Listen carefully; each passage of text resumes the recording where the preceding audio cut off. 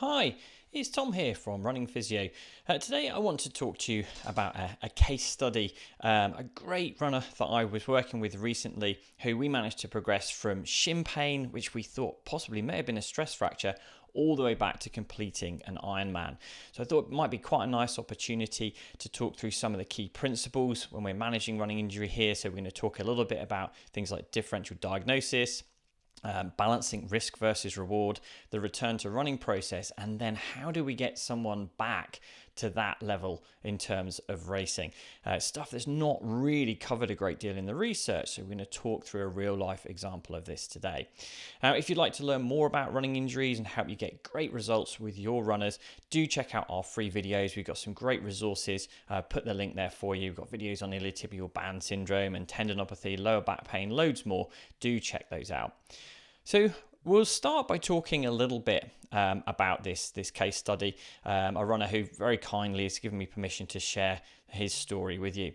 So he's a 35-year-old male runner, and he came to see me initially with a 1-week history of right medial shin pain while training for an Ironman, which is actually in 4 months' time from his initial assessment. So he actually saw me about 4 months ago now. He's otherwise pretty fit and well, and he's got no previous history of stress fractures or bone stress injuries, got no relevant past medical history or drug history. But he describes this intermittent sharp pain that's there with weight bearing and impact and is worse at night. And it's quite pinpoint. It's not sort of spread out along the posteromedial border of the tibia. It's quite a pinpoint pain that he's quite concerned about. Now, it is improving. He's so far rested for around about a week and it is feeling better. So by the time he comes to me in this first session, he is actually finding that he can now walk a reasonable distance pain-free.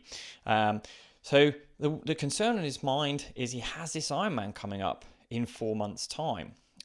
He's a bit concerned that it might be a stress fracture. He needs to be building his training at this point, but he has his pain and he isn't really sure what to do about it.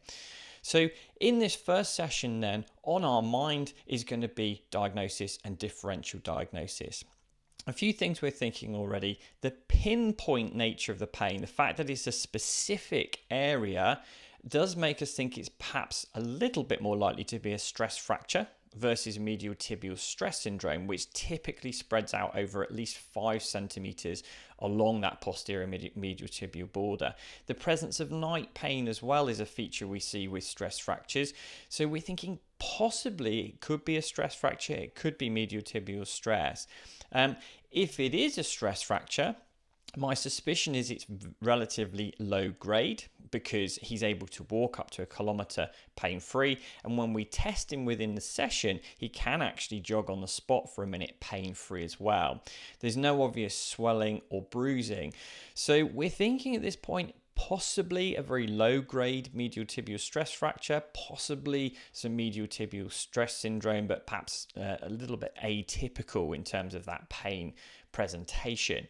Now, the research, if we look at these medial tibial stress fractures, actually shows for the low-grade ones, a short period of rest, sometimes as little as a couple of weeks, can be enough to allow things to settle. And generally, we know we can usually manage them based on symptom response. They're considered to be low risk.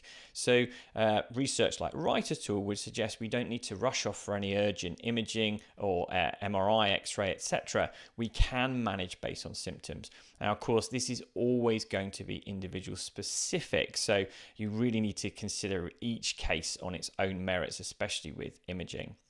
But top of our list of differential diagnoses, because it would have a very different management for this gentleman, would be an anterior tibial stress fracture. Now, these are considered high-risk stress fractures. So if this gentleman's presenting with anterior tibial pain, night pain, bruising, swelling, pain with weight bearing, if his impact tests are positive, then this would be considered a high risk. And yes, we certainly would push to get an X-ray to rule out a fracture and an urgent MRI to guide ongoing management. But with this presentation, we think most likely is some form of low risk bone stress injury. So it's appropriate to manage it based on symptoms. So in that first session, what we agree with the runner is it's best to have a 2-week break from impact, from running, to let things settle. And sometimes that's a good move in this situation because it buys you a little time to then review things again a couple of weeks later and see where they are. So we agree, let's have a couple of weeks off, let it settle, continue cross training. Remember, he's going to train for an Ironman, so he's going to be cycling and swimming. Continue that if it's pain-free, but let's give the impact and running a break for a couple of weeks. So 2 weeks later, he comes back in and the rest has made a big difference. It's settled a lot. It's improved a great deal. And sometimes actually for bone stress injuries, it is a period of rest that we need. They don't do very well continuing to run through pain. Certainly if you suspect a stress fracture, they don't do well running through pain. So often this period of rest to let it settle and become as pain-free as possible then actually makes the return to running process better. Now, he has been doing some walking and he's actually been able to walk for 10 kilometers pain-free by this second session. Now, this is a nice indication for me that more irritable bone stress injuries and stress fractures will often have pain walking any distance. So if he's managing 10K pain-free, that's really good. We would then want to test his impact tolerance within the session and test it quite thoroughly because we need to use those tests to guide us as to whether it might be okay to start a return to running. So those tests are very simple. We start with jogging on the spot for a minute. And that's the first one, the lowest impact test we do. That's totally pain-free. We then go on to jumping, so squat jumps, 10 in a row, again, pain-free for this gentleman. So we progress up to hopping, 10 hops on each leg, left versus right. We want to see it's pain-free and that they feel comfortable and kind of bouncy really. If it feels a bit heavy, a bit unable to spring, sometimes that can be a feature of a bone stress injury. But he can hop 10 times on both legs, pain-free, no problem. He's no longer got pain on palpation, he's got no night pain, he's walking, he's comfortable with everyday activity. So this is suggesting that whatever bone stress injury this was, whether it was maybe a very low grade stress fracture or simply medial tibial stress, it has settled a lot and it's no longer irritable. Now, we've got to bear this gentleman's goal in mind. He wants to run an Ironman. That's very important to him. So it should be very important to us. So we want to think, how do we start going about preparing for that? Well, the first step is a test run. So he goes out and does a test run. Typically our test runs, we say up to about 5 minutes. He does about 1 kilometer pain-free. Brilliant. No reaction. So we already have some pain-free running. And I would say with this case example, it's probably the most important thing is how he manages training now. It's less about symptoms because they've settled very quickly, but it's more, how do we take him from running 1 kilometer pain-free to competing in an Ironman, which is in about 10 weeks' time? And that is the kind of questions we get faced in clinic. You won't find a research paper out there that's looked at that. We can't really provide an evidence-based solution. So we have to think, how do we use the time we've got available to achieve what we need to in training? So this gentleman, for example, wants to do his longest run prior to the Ironman. We know there's going to be a marathon in the Ironman. He wants to do a longest run of about 30K. At the moment, he's tolerating 1 kilometer pain-free, and we've got 10 weeks.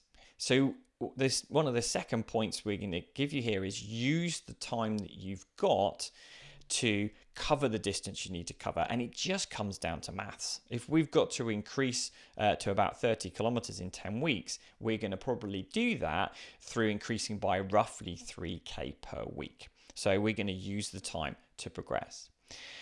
Now, when we're doing this, then we have to recognize that this is not a no risk situation. It may have been that there was a low grade stress fracture. We don't know. There certainly seems to be some form of bone stress injury here, and there's a risk that this could worsen. It could progress to a true stress fracture with an increase in training. We have to bear that in mind. So before we go for this return to running, we need to have a think about this runner's risk profile. Are they low risk? Are they medium risk? Would you consider them to be high risk for this developing into a more serious injury? So a high risk patient perhaps would, in this situation, be someone who'd had multiple previous bone stress injuries and stress fractures. They may have general health concerns that will be influencing bone health, like perhaps low BMI or inadequate nutrition or changes in menstrual status. So they may also have had other previous injuries or lack of recovery, things that will increase the risk. And again, female gender, we would expect to see an increase in risk as well. So if this was a patient that was a younger female with low BMI, inadequate nutrition, perhaps have been on some medications too that affect bone health, they would be high risk, and we'd want to be much more careful. We may actually recommend that we don't push forward for this Ironman competition, that we need to proceed with caution. But in this gentleman's case, he is a low risk patient. So he's no previous bone stress injury. He's fit and well. He's got a good diet. He's no relevant past medical history. He's not been on any medications like steroids or any of the other medications that affect bone health. So we can consider him to be more low risk. Now, that's important. Low risk is not no risk. So we need to try and then balance the risk that we're taking versus the reward. And that's a big part of returning someone to their training and to their sport post-injury.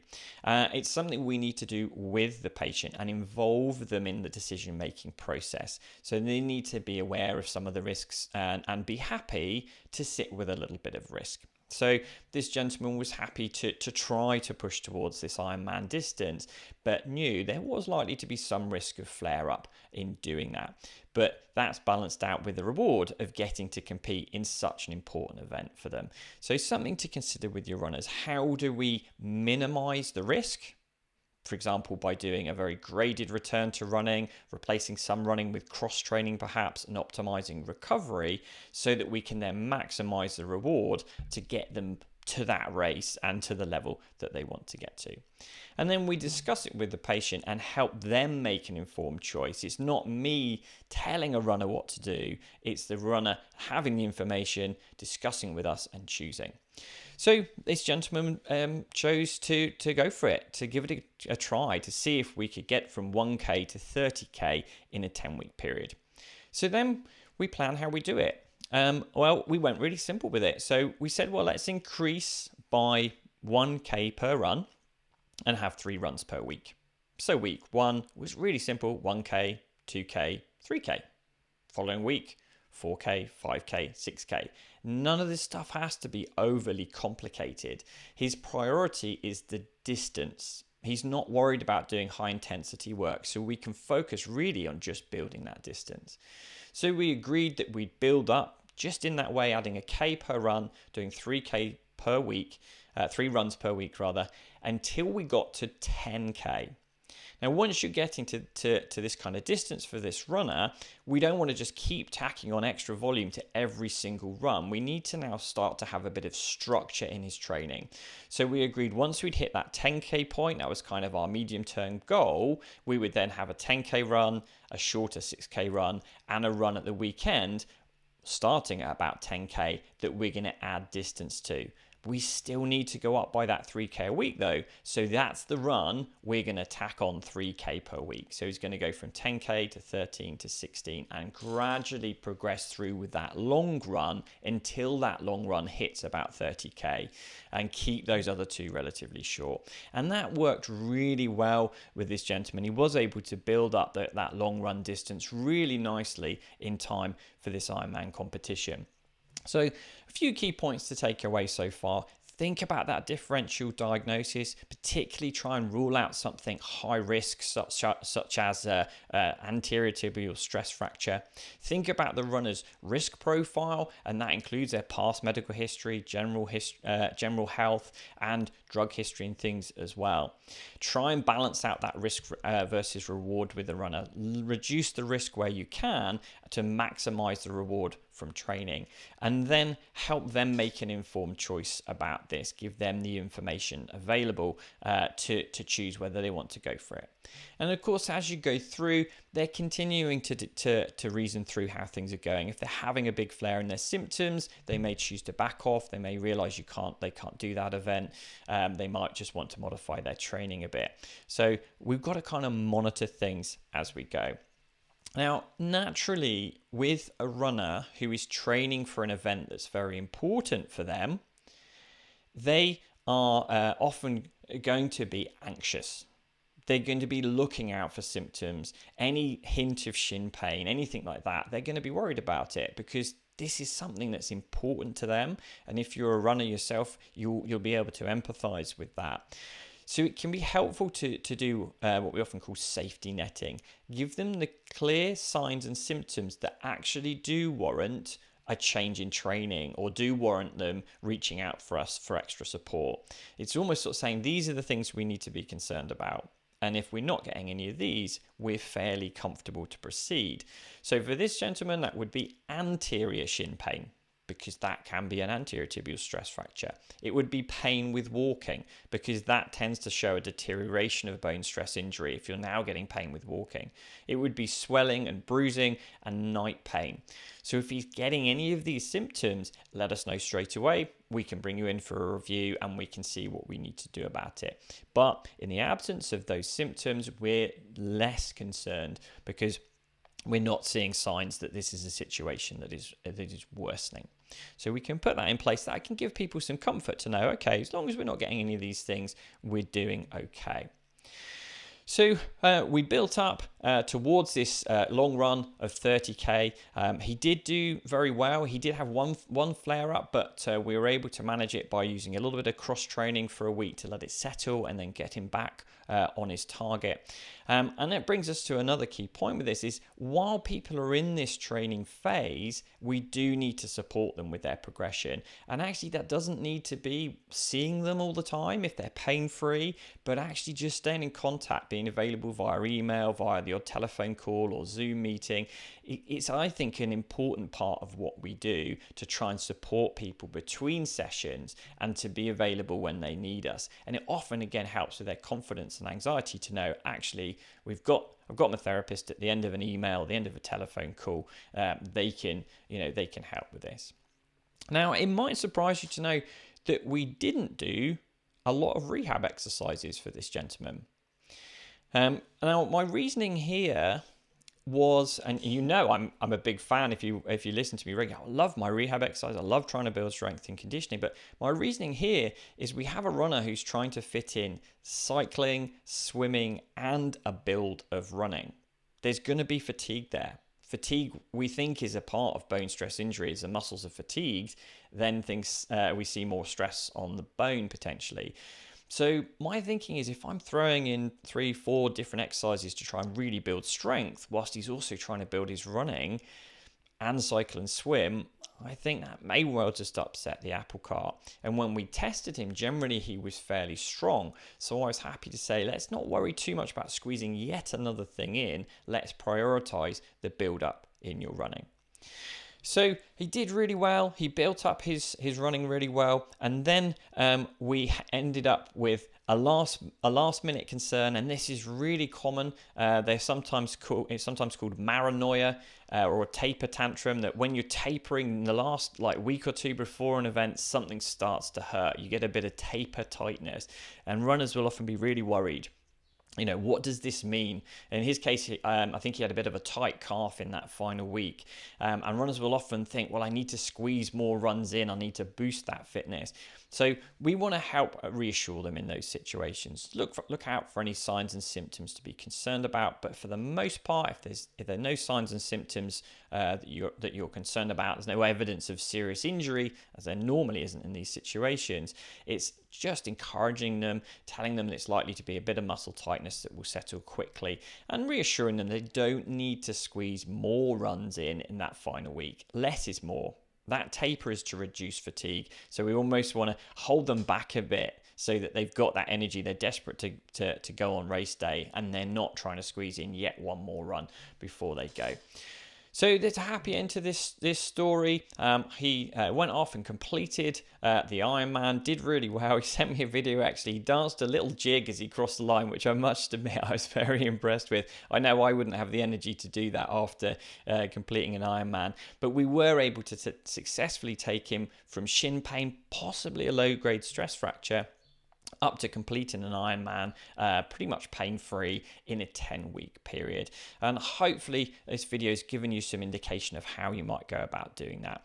That we do need to think about the diagnosis, we need to manage the risk, and chat to the patient to help them make an informed decision. Then we need to build up the running using the time that we've got to achieve their key goals and manage any last minute concerns. And then hopefully they can go out like this gentleman has done and smash the Ironman. And it feels amazing to be part of that if you've helped someone with that journey. And it's a big part of what I love being a physio. So I hope you found that interesting, a little bit of an illustration of how we can prepare someone for a race. If you've got any questions or comments, do let me know. If you haven't had a chance to check out our free videos, do follow the link to check that out. And a big thank you to this Ironman for letting me share his story. I hope he has a chance to listen into this. Thanks again, everyone, for listening. Bye for now.